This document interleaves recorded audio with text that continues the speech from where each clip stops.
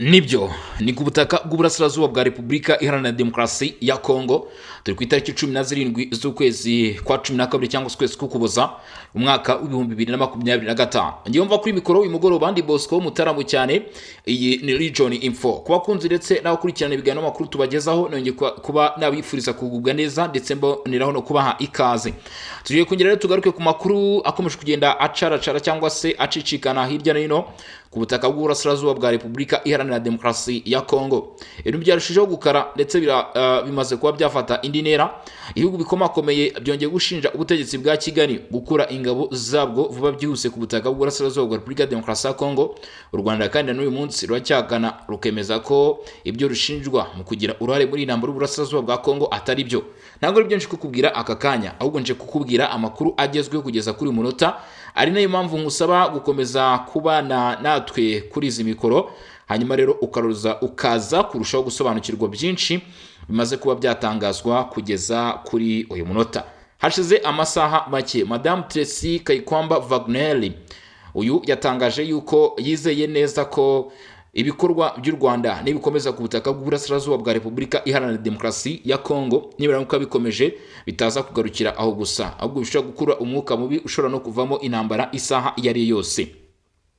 Nyuma yuko hashize amasaha makeya abagize itsinda ry'umutwe wa 23 batangaje ko bamaze kuba bava mu mirongo y'imbere ku rugamba muri teritwari ya Uvira ndetse bakuye ibikoresho n'abasirikare babo muri iki gice.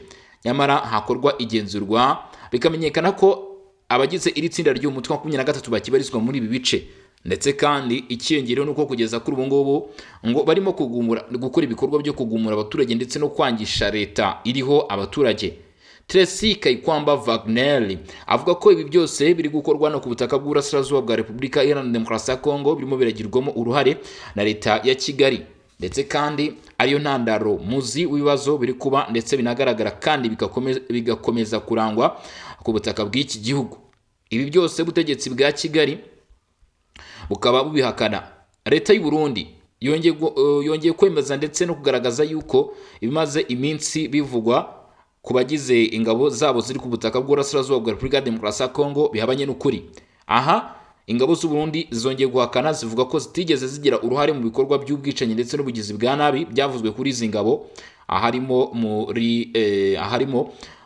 mu bice byo muri teritwari ya Fizi mu misozi miremire igiye itandukanye Minembwe ndetse n'ahandi hagiye hatandukanye mu bice bigaragaramo Abanyamurenge. Ingabo z'u Burundi zikaba zatsembye.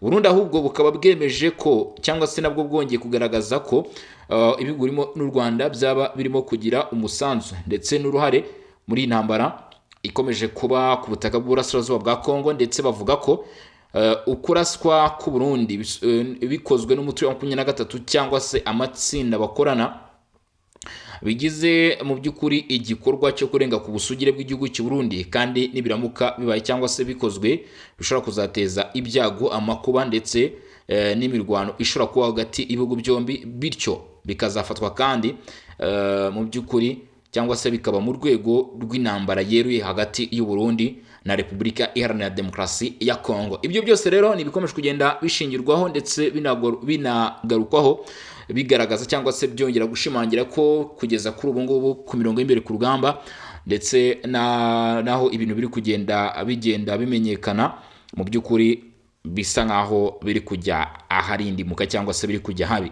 Leta y'u Burundi hamwe n'amashyirahamwe mpuzamahanga akaba yateye mu by'ukuri icyo bita akamo cyangwa se yongeye gutabariza abaturage benshi cyane barenga ibihumbi 10 bahungiye kuri ubutaka bw'u Burundi biturutse ku kibazo cy'intambara ndetse n'imirwano ikomeje kuba hano muri Kivu y'Amajyepfo, by'umwihariko muri uyu mujyi wa Uvira. Burundi rero bukaba bwavuze ko mu by'ukuri nihatagira igikorwa imiryango myinshi cyane yaturutse muri ibi bice, by'umwihariko abarimo abana, abagore batwite, bageze mu zabukuru ndetse n'abafite indwara zidakira bashobora kuza kuburira ubuzima bwabo muri ibi birimo birabera hariya. Rero Burundi bukaba bwavuze ko ubufasha bukenewe kuko ubufasha buhari budahagije, bityo ari ngombwa ko mu by'ukuri hajyaho ubufasha bogamije kureba ko abaturage bari muri ibi bice cyangwa se bahungiye muri ibi bice babasha kugira babasha kuba babona ubwo bufasha. ibitero bya 23 Amerika irimo gutegura igisubizo kuri byo, ndetse kandi Amerika ikaba yavuze ko izakoresha uburyo bwose kugira ngo ikurikirane cyangwa se irebe iyubahirizwa ry'ibyemeje nk'uko byavuzwe na Luthman. Uyu muramuzi muri intambara rwose twagiye tubigarukaho. Mu gihe urugomo, amakimbirane, intambara, imirwano bikomeje hagati ya Kinshasa ndetse na Kigali, ndetse no hagati ya Kinshasa n'inyeshyamba zo mu mutwe wa 23 zibarizwa mu ry'uruzi rwa Kongo bikaba bikomeje kwiyongera, nubwo amasezerano ya Washington yemejwe imbere ya perezida wa Amerika Donald Trump. Leta Zunze Ubumwe za Amerika zisezeranya gukora ibishoboka byose kugira ngo zishyire mu bikorwa amasezerano y'amahoro ya Washington yasinywe hagati ya Repubulika Demokarasi ya Kongo n'u Rwanda. Ibi byatanzwe na Luthman, ambasaderi wa Leta Zunze Ubumwe za Amerika muri Repubulika Demokarasi ya Kongo, mu kiganiro n'abanyamakuru kuwa mbere tariki 15 Ukuboza 2025 i Kinshasa, nk'uko uyu mudiplomate w'umunyamerika bitangaje. Leta Zunze Ubumwe za Amerika zizasubiza ibikorwa biri ku butaka mu gihe zizashyira imbere inzira ya diplomasi. Ubutumwa ati twifuza gutanga nuko Perezida Donald Trump ari umuntu w'amahoro, twashakaga guhuza abafatanyabikorwa kugira ngo baganire kandi baganire mu buryo bwo guharanira amahoro. Tuzi ko iyi ari intangiriro nziza gusa igikorwa tugomba gukora.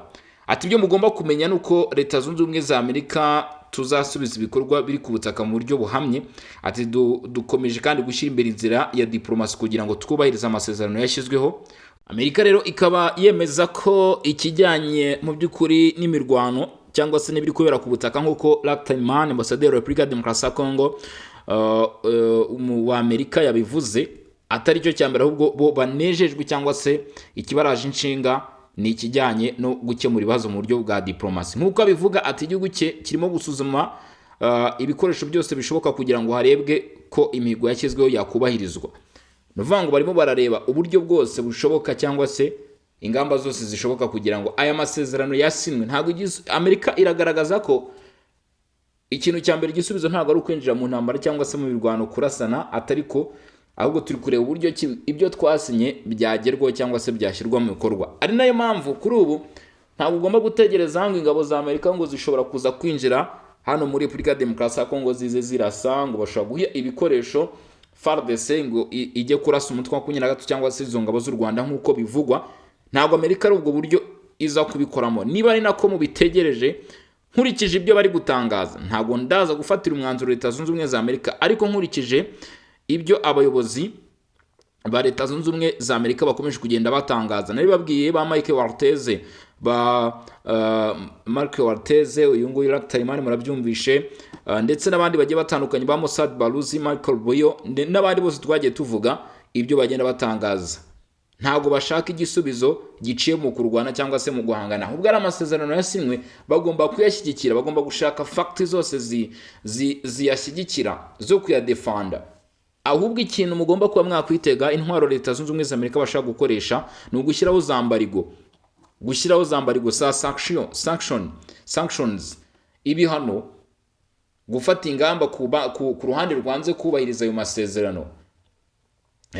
Icyo kintu nicyo Amerika ishobora gukoresha, ariko gutegereza cyangwa se gufata umwanzuro akakanya ukavuga uti ibintu byashyushye byayobye byatokombeye, haraza kubaho imirwano, Leta Zunze Ubumwe za Amerika bohereza ingabo, icyo cyo ntabwo uzagitegereza ngo kibone. Ahubwo ibya mbere byatangiye no kugaragara, muri kumva igitutu gikomeje ngo gushyirwa ku Rwanda cyangwa se ku ngabo z'u Rwanda. Ibyo nibyo Amerika iza gukora, nibyo iza kwactinga, nibyo mugomba gutegereza, ahubwo mukavuga muti biraza no gushyirwa ku yindi ntera. Mw'abantu mwe, nicyo kintu kigomba kuza gukorwa ahangaha. Dushobora no kuza kubona n'ibindi bintu Amerika ishobora kuza gukora cyangwa se irimo irategura, ndetse murabizi ko Amerika ni igihugu gikomeye bikora n'ibihugu bigiye bitandukanye. Bivuze ngo ntihataba kuzuza ibyo Amerika isaba, nibwo dushaka kujya kumva cyangwa se dushaka kubona Amerika yatangiye kugenda ifata izo zambarigo za sanction. Ati turi gukurikiranira hafi ibibera kandi tuzakorana bya hafi n'ibihugu byose birebwa n'iki kibazo kugira ngo tumenye neza ko ibyo twiyemeje byubahirizwa. Ibyo nababwiraga, uyu ni ambasaderi wa Amerika muri Repubulika Demokarasi ya Kongo. Ati turi gukurikiranira hafi ibibera muri Repubulika Demokarasi ya Kongo kandi tuzakorana bya hafi n'ibihugu byose birebwa n'iki kibazo kugira ngo tumenye neza uko ibyo twiyemeje byubahirizwa. Akomeza yongera ati turimo gusuzuma ibikoresho byose bishoboka, ibikoresho bya uburyo bwa diplomasi, ibihano, ibikorwa by'ibihugu byombi n'ibihugu kugira ngo tumenye neza ko ibyo twiyemeje byubahirizwa. Perezida Trump ubwe yemeje cyane cyangwa se yagarutse kugarura amahoro muri Congo, aho yemeje kandi gukurikirana ibi bintu kugeza ikibazo kirangiye, aho bagaragaje ko nka diplomasi ya Leta Zunze Ubumwe za Amerika barimo gutegura igisubizo binyuze mu buryo bwa diplomasi. Byongeye kandi Lachtanman uyagaragaje ko umunyamabanga wa Leta Zunze Ubumwe za Amerika Marco Rubio akaba n'uhagarariye Amerika muri ambasaderi wa Loni Mike Waltz ngo bari bamaze gushyiraho umurongo ngenderwaho uko Leta Zunze Ubumwe za Amerika zihagaze kuri iki kibazo. Bamaze gushyiraho umurongo ngenderwaho nyirantarengwa yaho Amerika ihagaze muri iki kibazo. Uyu Lachtanman akomeza agira ati urabizi ko Leta Zunze Ubumwe za Amerika zamaze gutanga igisubizo binyuze kuri Minisitiri w'Ububanyi n'Amahanga ndetse na ambasaderi wacu mu muryango w'abibumbye i New York. Muri aya magambo twamaganye ibikorwa biri kubera aho ngaho, twagaragaje neza ko twifuza ko u Rwanda rwubahiriza amasezerano rwagiranye na Perezida Donald Trump i Washington ku itariki enye Ukuboza. Twemera uburenganzira bwa Kongo bwo kurinda ubutaka bwayo ndetse no gutumira ingabo z'u Rwanda kuva aho ziri. Point ikomeye cyane. Amerika iti Lachtanman ambasaderi wa Amerika muri Repubulika ya Demokarasi ya Kongo, sinzi niba wumvishije ijambo yagize iki yikirijeho kwitsa, yikirijeho ati twebwe nka Amerika turemerera Repubulika ya Demokarasi ya Kongo kurwana ku busugire.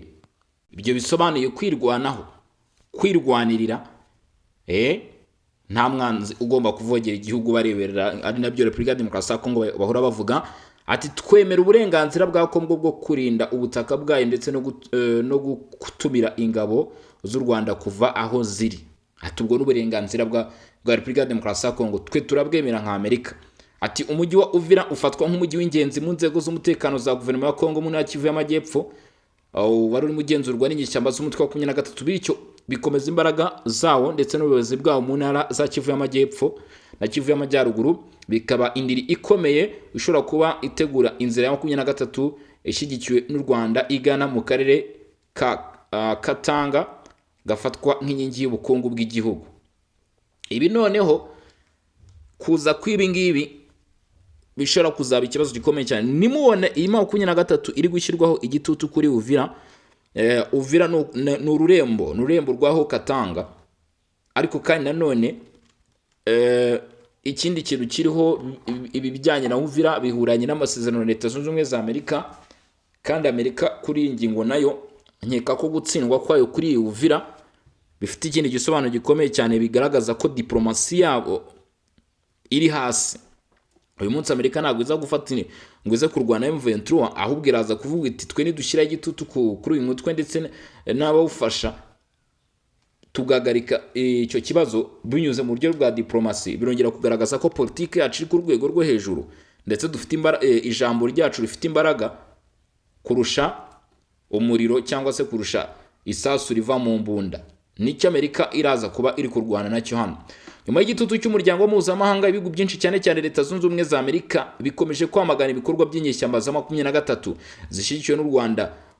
Washington yavuze ko Kigali ngo itabashije kubahiriza ibyo yemeje, ngo akaba ari muri urwo rwego umuryango w'ubumwe bw'abanyekongo, umuryango w'ihuriro ry'uruzi rwa Kongo 23 ibarizwa mu ihuriro ry'uruzi rwa Kongo, batangaje ko ingabo zabo zivuye mu mujyi wa Uvira mu ntara ya Kivu y'Amajyepfo ku ruhande rumwe kugira ngo hubahirizwe icyifuzo cy'umwe mu bahuza mu bibazo byo mu biyaga bigari, ari we Leta Zunze Ubumwe za Amerika, nk'uko itangazo ryashyizweho mu mukono ku wa mbere tariki 15 Ukuboza 2025 na Colonel Nanga, umuhuzabikorwa w'uyu mutwe cyangwa se w'izinyeshyamba ribivuga. Intego ni uguha amahirwe inzira z'amahoro zikomeje. Nicyo Colonel Nanga yakoze. Byari mu rukerera, ni itangazo rwose twagarutseho nabyo ibyari bikubiyemo. Kucyo Leta Zunze Ubumwe za Amerika zaba ziri kugerageza gukora, ariko abenshi baje kuvuga bati hari icyo 23 yaje kubivugaho, ivuga ko ngo kuba basubiye inyuma bidasobanuye ko iyi ntambara ifite aho ihuriye n'amasezerano ya Washington, ahubwo baravuga ngo bifite aho bihuriye n'amasezerano ya Doha, ngo kandi ari gukurikizwa ibyashyizweho umukono tariki 15 Gashyantare uyu mwaka no 2025 ku byasinyiwe i Doha. Ariko nyamara abahanga n'abasesenguzi bavuga ko iyi 2023 yasubiye inyuma ku bw'igitutu kiri gushyirwa ku Rwanda, kuko ngo ariko rufashe uyu mutwe. U Rwanda nkwibutse ko rubihakana, rukemeza ko aya makuru atari yo kugeza amaginga ya. Ikindi nanone abandi bagiye bashingiraho bavuga kuri iyi ngingo, baravuze bati se ko umutwe wa 23 mu byo Leta Zunze Ubumwe za Amerika yakomeje kugenda ivuga, imiryango igiye itandukanye bakomeje kugenda bavuga ku ijambo 23 ryagarutsemo gakeya cyane gashoboka. U Rwanda ari rwashyizweho igitutu, gutu u Rwanda rushyirwaho igitutu 23 gasubira inyuma. Ibyo abenshi bagiye babyibazaho ndetse bigikomeje no kuba ibiteje ikibazo kugeza uyu munsi. Imiterere y'umutekano mu burasirazuba bwa Kongo, habayeho iyemezwa ku masezerano ya Washington yasinywe hagati ya Kinshasa na Kigali ku bufatanye bwa Leta Zunze Ubumwe za Amerika. Gusa kugeza uyu munsi nubwo aya masezerano yari agamije gushimangira ihagarikwa ry'imirwano byifuzwaga n'abafatanyabikorwa benshi ba Kongo ndetse no ku ruhande rw'u Rwanda, ibintu byarushaho kuba bibi. Ibirego, ibitero byose byombi ku bijyanye n'ingaruka z'ikibazo cy'umutekano kirimo kugenda kirushaho gukura. Mbabwije ukuri, iki kibazo cy'umutekano kiri hano ku butaka bw'uburasirazuba bwa Repubulika Iharanira Demokarasi ya Kongo mu ishusho nyakuri yaho igihugu gihagaze, mu ishusho nyakuri yaho akarere ka Afurika y'ibiyaga bigari gahagaze, kirimo kiragenda gifata indi ntera. Hari andi makuru rero yaje kumenyekana ku bijyanye n'ingingo y'amahoro, umutekano ndetse n'ibijyanye n'amasezerano n'iyubahirizwa ryayo. Ni hagati ya Leta ya Repubulika ya Demokarasi ya Kongo n'u Rwanda. Umunyamabanga wungirije wa Leta y'i Kinshasa yijeje Kinshasa ko Amerika yemeje gushyira mu bikorwa amasezerano ya Washington. Nibyo yatangaje rero, tangariza abanyagihugu ndetse n'ubuyobozi, yemeza ko Amerika kuri ubu ngubu nk'uko byavuzwe, byibuze tunakurikije ibyavuzwe na Lactalman, ambasaderi wa Amerika muri Repubulika ya Demokarasi ya Kongo, yavuze biragaragaza itangizwa ndetse n'ishyirwa mu bikorwa ry'amasezerano nyuma yo kwitabira inama y'akanama k'umutekano k'umuryango w'abibumbye. Minisitiri w'ububanyi n'amahanga natangiye mbigarukaho, Tracy Kaikwamba Wagner akomeje kuvugana na Perezida wa Amerika Donald Trump ku kibazo cy'umutekano mu burasirazuba bw'igihugu cyaranzwe n'ibitero by'umutwe wa 23 barizwe mu ruzi rwa Kongo, nubwo amasezerano ya Washington hagati ya Kinshasa na Kigali yemejwe. Mu nama yagiranye kuri uyu wa 16 Ukuboza i Washington na Christophe Thomas Landu, umunyamabanga wungirije wa Leta, kuri uyu wa kabiri yongeye kwemeza ko igihugu cye kiyemeje kubahiriza imihigo yashyizweho n'abafatanyabikorwa batandukanye kugira ngo hatezwe imbere ishyirwa mu bikorwa ry'amasezerano ya Washington agamije kugarura amahoro n'ituze mu burasirazuba bwa Repubulika ya Demokarasi ya Kongo, by'umwihariko uburasirazuba bwa Repubulika ya Demokarasi ya Kongo n'akarere k'ibiyaga bigari, dore ko byemezwa ko aka karere k'ibiyaga bigari kagomba kubona umutuzo cyangwa se kazatuza mu gihe uburasirazuba bwa Kongo nabwo buzaba bufite umutekano n'umutuzo. Ibi rero bikaba byashimangiwe na Christophe Thomas Landu, mu by'ukuri umunyamabanga wungirije muri Leta Zunze Ubumwe za Amerika, aho yongeye kwemeza ko ubu Amerika yiyemeje gutangira gushyirwa mu bikorwa ibyasinywe ndetse no kubikurikirana. Uwungirije umunyamabanga wa Leta Zunze Ubumwe za Amerika yongeye kwemeza ko Leta Zunze Ubumwe za Amerika ziteze kubahiriza ndetse no gushyira mu bikorwa amasezerano ya Washington, kandi ko biteguye gufata ingamba zo kwemeza ko ishyirwa mu bikorwa ryayo, bemeje ubushobozi bunini bw'ishoramari ry'abikorera ku giti cyabo kugira ngo bashimangire amahoro n'ituze mu karere kandi abagirire akamaro impande zose, nk'uko bivugwa na Tom Pigott, umuvugizi wungirije wa Minisitiri w'ububanyi n'amahanga wa Amerika, bamwita Tommy Pigott. Guhera muri Mutarama, ubwo ni mu kwezi kwa mbere umwaka utaha, Repubulika Iharanira Demokarasi ya Kongo izatangira manda yayo nk'umunyamuryango udahora w'akanama k'umutekano k'umuryango w'abibumbye, aho bazaba biga ku kibazo cyaganiriweho hagati y'abayobozi bombi. Minisiteri y'ububanyi n'amahanga ya Amerika yongeye iti baganire ku mahirwe yo gukorana mu gihe Leta ya Repubulika ya Demokarasi ya Kongo yitegura gufata umwanya wayo mu kanama k'umutekano k'umuryango w'abibumbye. Minisitiri w'ububanyi n'amahanga wa Kongo yanahuye n'abandi bagize guverinoma ya Trump n'inteko ishinga amategeko ya Leta Zunze Ubumwe za Amerika, yamenyesheje abari bamuherekeje ko ku kibazo cy'umutekano mu burasirazuba bwa Repubulika ya Demokarasi ya Kongo cyaranzwe n'intambwe iherutse guterwa n'ingabo na 23 zifashishijwe n'ingabo z'u Rwanda zakuye mu byabo abantu barenga ibihumbi 500.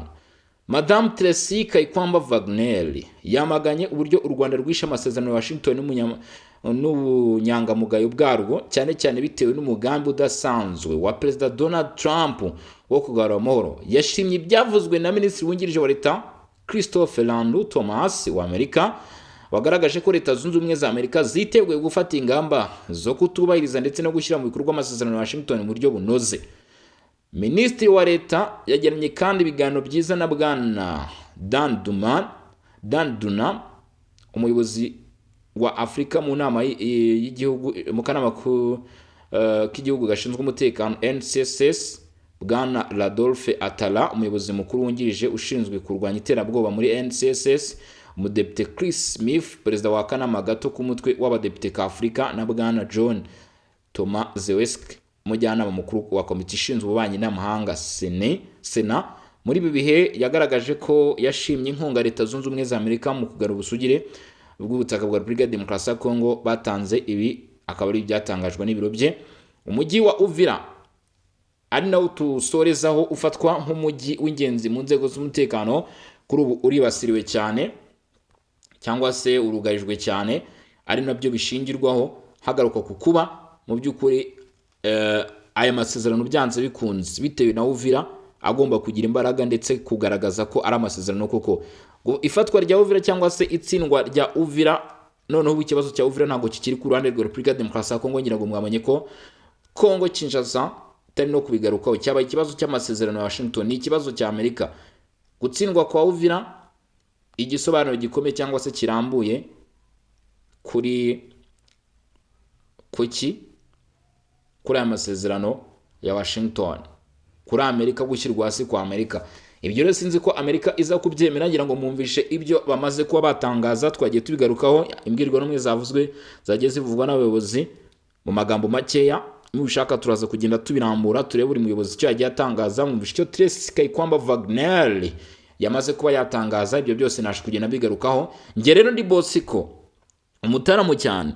Iyi ni Region Info. Mwakoze cyane kudukurikirana, mukomeze kugubwa neza ndetse mukomeze kugira ibihe byiza. Turi ku mugoroba tariki 17 Ukuboza, turaza gusubira amasaha ari imbere ubwo tuza kuba tureba n'ibindi bigezweho. Toza ngira ni ciao ciao, hasta la vista.